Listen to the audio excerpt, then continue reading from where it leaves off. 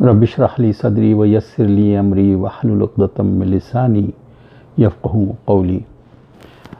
آج میرا موضوع ہے حلال ذرائع آمدنی کی اہمیت اسلام میں، اور اس کے یہ بڑا ہی اہم موضوع ہے۔ میں امید کرتا ہوں کہ آپ اس پہ پوری توجہ دیں گے، اور یہ 3 حصوں میں ہے۔ نمبر 1 یہ ہے کہ رزق حلال قرآن و سنت کی روشنی میں۔ نمبر 2 حلال و حرام غذا کے جسمانی اور روحانی اثرات مولانا رومی کی نظر میں۔ نمبر 3 بانو قدسیہ کی ناول راجہ گدھ، اس میں گدھ سے مشابہت کی ہے حرام کھانے والوں کو، اور اس کے اثرات نسل در نسل یا جینز پہ کس طرح پڑتے ہیں، جین کیسے میٹیٹ ہوتا ہے۔ تو میں شروع کرتا ہوں۔ سب سے پہلے قرآن و سنت کی روشنی میں سورہ بقرہ کی آیت نمبر 168 ہے، یا ایھا الناس کلوا مما فی الارض حلالا طیبا ولا تتبعوا خطوات الشیاطین انہ لکم عدو مبین۔ لوگوں، جو چیزیں زمین میں حلال و طیب ہیں وہ کھاؤ، شیطان کے راستے پہ نہ چلو، کیونکہ شیطان جو ہے وہ تمہارا کھلا دشمن ہے۔ اسی طرح اللہ کے رسول صلی اللہ علیہ وسلم نے، جو کہ روایت ہے حضرت ابو ہریرہ رضی اللہ عنہ سے، کلوا من طیبات ما رزقناکم، یعنی جائز طریقے سے کھاؤ، جائز جگہ سے کھاؤ، جائز مقدار میں کھاؤ۔ یہی ایک خوشگوار اس کے خوشگوار اثرات ہوتے ہیں کہ کلوا من طیبات، یعنی طیبات کھاؤ، یعنی وہی حلال اور طیب کھانے رزق کھاؤ، ما رزقنا، جو تمہیں دیا گیا ہے۔ اس کے بعد جو ہے ناجائز ذرائع آمدنی وصول، ایتھکس آف حلال ارننگز جو ہے، اس کے اوپر وہ کیا کیا ہیں اس کے، کہ ہمارے ذرائع آمدنی جو ناجائز ہیں وہ کس کس ذرائع سے آتی ہیں۔ اس میں تو کرپشن کے ذریعے بھی ہے، ککس بیکس کے ذریعے بھی ہے، اور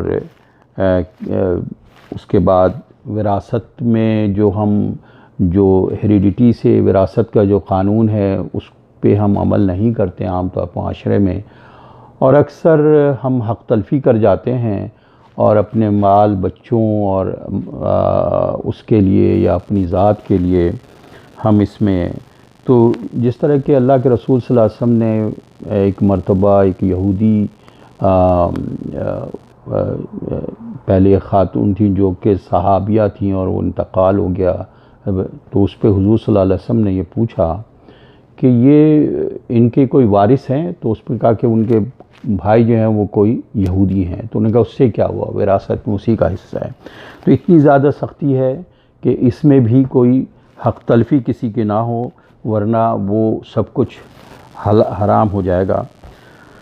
پھر اس کے علاوہ جو ناپ تول میں ڈنڈی مارنا، وزن میں، جو حضرت شعیب علیہ السلام کی قوم جو ہے وہ اسی میں تباہ ہوئی ہے کہ تجارت کے اندر یا ایون چھوٹے سے چھوٹے کاروبار کے اندر جب ہم وزن میں ناپ تول میں، تو وہ ہمارے لیے حرام ہو جاتا ہے۔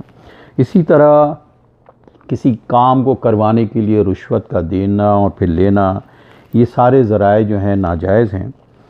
اور اس کے علاوہ سود کے ذریعے جو آمدنی ہے، سود کا، ربا کا، اس کے لیے بہت سخت وعید آئی ہے کہ اس کے ذریعے یہ تو کھلی جنگ ہے قرآن میں جیسا کہا گیا ہے۔ اس کے علاوہ جو ہے اوور پرائزنگ ہے کہ ہم کسی پروڈکٹ کو، اپنے مال کو بیچنے کے لیے ہم جب ہم یہ دیکھتے ہیں کہ وہ خریدار جو ہے وہ مشکل میں ہے اور مال کم ہے، اور اوور پرائزنگ کرتے ہیں جو جائز نہیں ہے، وہ بھی حرام میں داخل ہے۔ اسی طرح سے لین دین میں دھوکہ کرنا، جس کے لیے کہا جاتا ہے کہ الدین المعاملہ، معاملے کے اندر اپنے کانٹریکٹس کے اوپر ہم معاہدے کے اوپر عمل نہیں کرتے ہیں، جھوٹی قسمیں کھانا اپنے مال کو بیچنے کے لیے۔ اسی طرح سے وغیرہ وغیرہ بہت ساری ایسی چیزیں ہیں جو حرام ذرائع ہیں ہمارے۔ اور پھر اگر ہم کہیں جاب کر رہے ہیں، کہیں نوکری کر رہے ہیں، تو اس میں پوری طرح جو ہم نے کانٹریکٹ سائن کیا اس حساب سے ہم اگر کام نہیں کرتے ہیں جو ہمیں، تو وہ بھی حرام میں آ جاتا ہے۔ اس کے بعد اللہ کے رسول صلی اللہ علیہ وسلم نے ایک جگہ فرمایا ہے کہ روز محشر جہاں 5 سوال پوچھے جائیں گے، اس میں سے 2 سوال تو یہ ہیں کہ ہم نے کہاں سے کمایا اور کہاں خرچ کیا. یہ بڑے اہم سوال ہیں. اور جیسا کہ پتہ ہے کہ اس کے بعد ہم آتے ہیں کیا کہتے ہیں یہ اس کے اوپر کہ مولانا رومی جو ہیں اب اس سلسلے میں وہ اس کو کس طرح سے ایکسپلین کرتے ہیں چیزوں کو کہ 2 قسم کے اثرات ہوتے ہیں حرام اور حلال کھانے پہ. ایک روحانی ہوتا ہے، ایک جسمانی ہوتا ہے. انسان کا اصل جو ایسنس ہے وہ اس کی روح ہے، اور روح کے اثرات جو ہیں وہ روح پر جو ہیں حلال روزی کے اور حلال روزی کے یا حرام روزی کے روح پہ بھی اثرات ہوتے ہیں. یعنی روزی جو ہے یعنی انکم جو ہم کرتے ہیں وہ کہتے ہیں کہ ایک تخم ہے، ایک بیج ہے، اور اس کے اور خیالات اس کے ثمر ہیں. یعنی جس طرح کے خیالات جو ہے وہ جس انسان کے جس طرح کے خیالات ہوں گے، اگر وہ اچھی روزی اچھی کمائی کے ذریعے تو اس کے خیالات بھی اچھے ہوں گے، اور وائس ورثہ اسی طرح جو ہے وہ اگر ہماری روزی انکم صحیح نہیں تو ہمارے خیالات بھی ویسے ہی ہوں گے. تو اس کے علاوہ انہوں نے جیسے کہا ہے کہ روح کی مثال ایک چراغ کی سی ہے. اگر حلال روزی ہوتی ہے تو وہ چراغ کو اس طرح لو یا اس کے چراغ کو روشن اس طرح کرتی ہے جس طرح کہ حلال روزی اس طرح جس طرح سے کہ روغن اس پہ ڈال دیا جائے اور چراغ جو ہے وہ روشن رہتا ہے. لیکن حرام ہو تو بالکل ایسا ہے جیسے کہ پانی اس پہ پڑ جاتا ہے اور وہ چراغ بجھ جاتا ہے. تو بڑی اچھی مثال دی انہوں نے کہ روح جو ہے بالکل ایک چراغ کی طرح ہے اور حلال روزی جو روغن کی طرح کام کرتی ہے. اسی طرح جو شخص حرام کھاتا ہے اس کے اعصاب اور اس کے اعضاء جو گناہ کی طرف راغب ہوتے ہیں، اور بعض وقت اس طرح ہوتے ہیں کہ وہ اگر چاہے بھی تو رک نہیں پاتا ہے، آمادہ گناہ جلدی ہو جاتے ہیں. اب آتا ہوں میں تیسرے پوائنٹ پہ، جو کہ میں نے بانو قدسیہ نے اس سلسلے میں ایک بڑی مشہور بڑی زبردست مارکت الآراء کہہ سکتے ہیں ان کی ناول ہے جس کا نام ہے راجہ گدھ. اور انہوں نے حرام کھانے والوں کو گدھ سے اس کے اندر مشابہت کی ہے کہ گدھ جو ہے وہ غلیظ چیز کھاتا ہے اور اتنا کھاتا ہے، اور بعض اتنا کھاتا ہے کہ اس کا پیٹ وہ الٹی کرنے لگ جاتا ہے، اور جب اس کو موت بھی آتی ہے تو وہ ٹکرا کے مر جاتا ہے، اور پھر اس کے بعد وہیں. تو ایک حرام کھانے والے کو انہوں نے گدھ سے مشابہت کی. اس کے علاوہ اس میں بڑے تحقیقی قسم کی چیزیں لکھی ہیں انہوں نے اس کے اندر کہ مغرب کے پاس تو حلال اور حرام کا تصور نہیں ہے، لیکن میری تھیوری یہ ہے، وہ یہ بتاتی ہیں اس کے اندر لکھتی ہیں کہ انسان کے حرام جو ہے انسان کے جینز کو متاثر کرتا ہے، یعنی جینز میوٹیٹ کرتی ہے. بالکل اسی طرح جس طرح کہ کوئی خطرناک قسم کی دوا ہو یا ریڈیشن ہو جو کہ جین پہ اثرات ڈالتی ہے، اس سے بھی زیادہ خطرناک ہے. تو رزق حرام جو ہے وہ انسان کے اندر ناامیدی پیدا کرتا ہے، اور نسل در نسل اس کے اوپر اثرات پڑتے ہیں. اور یعنی یہ صرف فردن اس کے صرف اثرات نہیں ہیں، من حیث القوم اس کے اثرات پڑتے ہیں، اور قوم جو ہے وہ پاگل ہو جاتی ہے. اور اسی طرح سے جس طرح انہوں نے بتایا کہ جس طرح کہ آپ سور کا گوشت کھانا جو اللہ تعالیٰ نے جو منع کیا ہے، اس کے پیچھے بہت کچھ بھید ہے. اس کے پیچھے جس طرح عورت کو نکاح کر کے اس سے نسل بڑھانا، اس کے پیچھے بھی بڑا اللہ تعالیٰ اس راز کو جانتے ہیں. اسی لیے ہمارے لیے حرام اور حلال اور پھر وہ کتنی اہمیت رکھتا ہے.